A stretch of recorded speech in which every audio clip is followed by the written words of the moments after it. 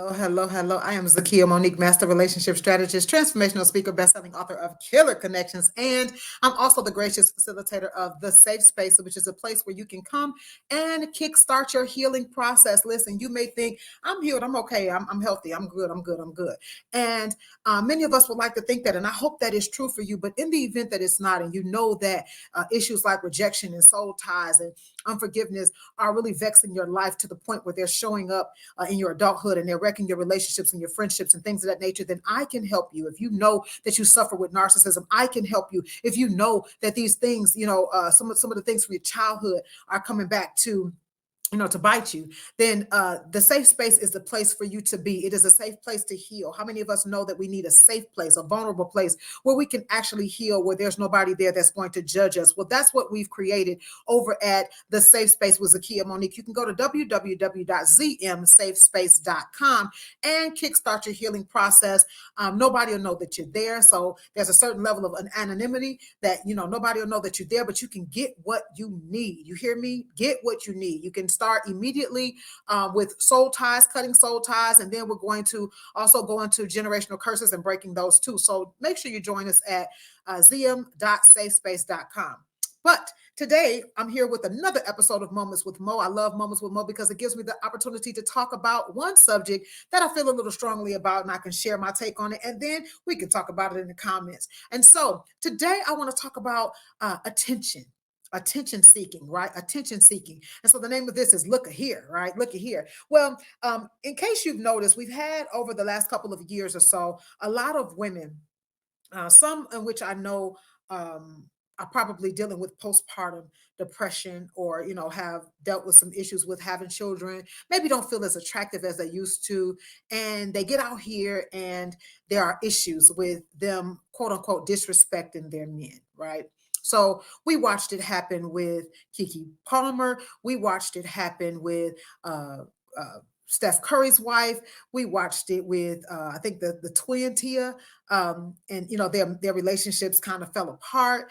And sometimes it's because they just didn't feel beautiful anymore. They didn't feel fulfilled anymore, because there are a lot of things that I think a lot of the younger men don't understand that happen with the body and the mind and the emotions after childbirth, right?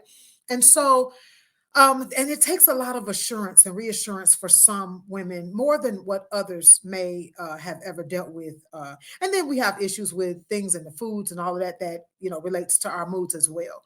So what's the problem? What is the problem? We've had, what's her name? Aisha. I think Aisha Curry has been out here, so, doing her thing a couple times.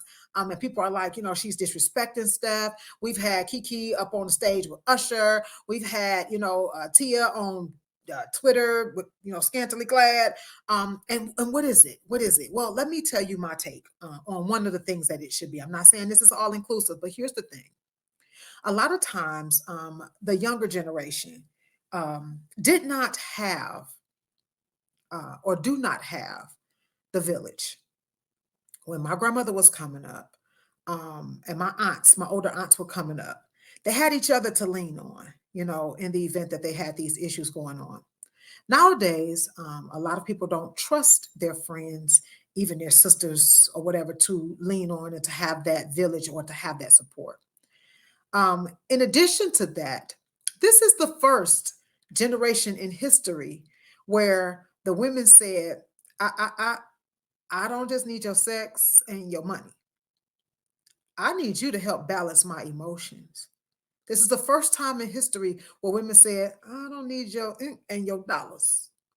I need emotional stability. I need you to help me in that area.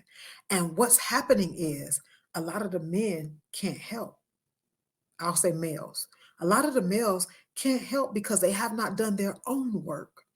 So the reason why you will have a woman going outside of her home to get the attention and the emotional availability and stability that she would need is because he's like, I'm a provider. I take care of the home, but do you really?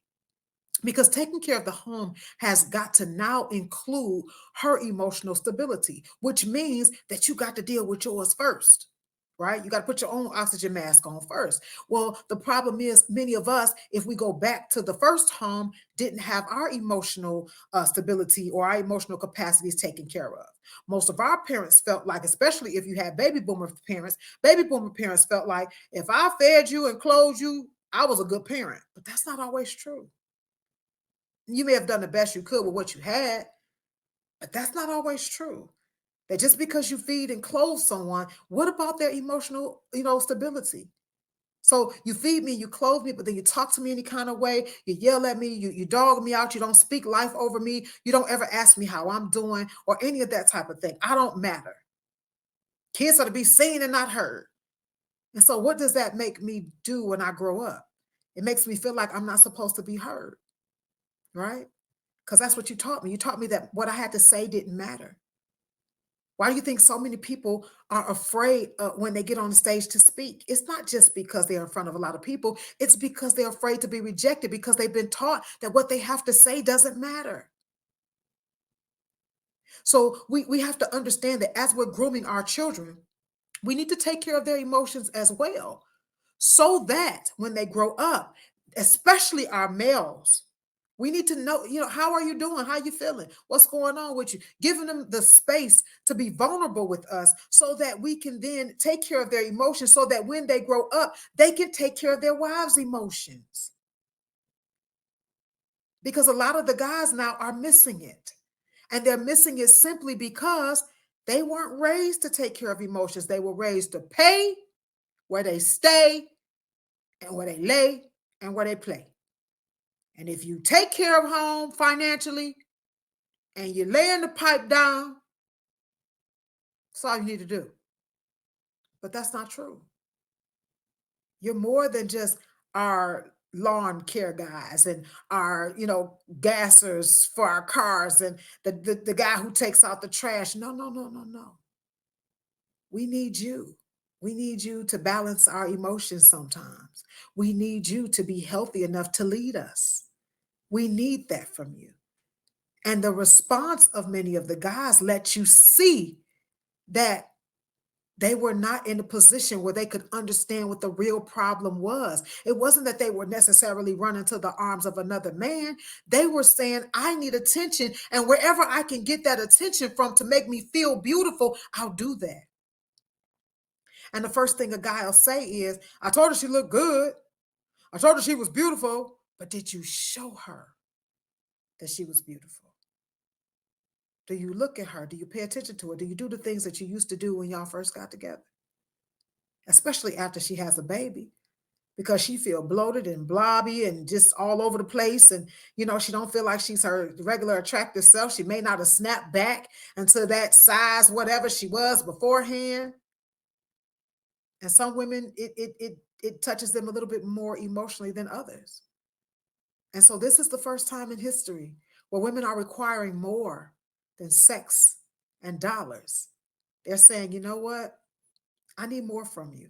I need you to be healthy. Because see, our grandfathers were not healthy. That's why they have children all outside the household. And that's why they beat our grandmothers, or that's why they did some of the things that they did. They weren't healthy. They just were providers. But a good provider is not always a good man. Okay? It's not always a good man. And so our grandfathers were not necessarily healthy. They just were good providers.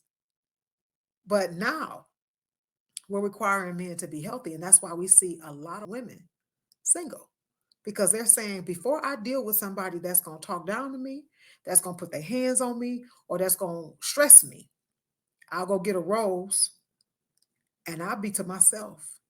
And it's sad that that's the state of the world today, because many of the men won't go to therapy, or many of the men won't deal with the things that happened to them in their childhood. And that little boy keeps peeking up in adulthood.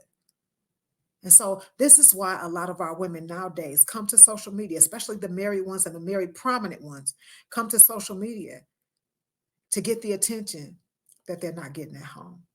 That's just my take.